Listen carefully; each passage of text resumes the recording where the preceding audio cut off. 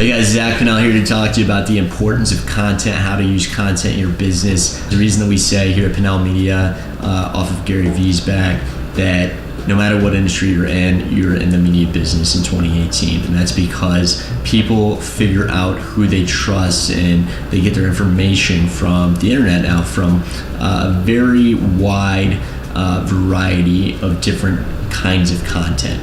So the first important thing about content is that it needs to provide value to your audience. It needs to be something worth coming back to and watching again and again, or reading, or checking up on your blog to see if you post it again.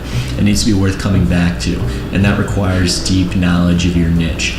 The second important thing about content is that it can take a long time to make, so you want to make it in a way that is recyclable and reusable.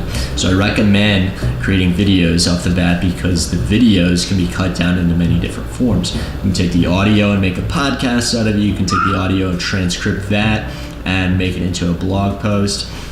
You can take the text from that, the audio from the podcast, the video, and cut it down into smaller segments for LinkedIn, for Facebook, Instagram, YouTube, you name it. The third important thing about content is distribution. You got to figure out where your intended audience is hanging out. It's not about capturing the widest audience possible, but you want to look at similarweb.com to see where your competitors and other organizations in your niche are getting their traffic to their website from. So you'll see direct traffic and search traffic. You don't need to pay attention to those so much as you do the social channels. What social channels are they finding traffic on?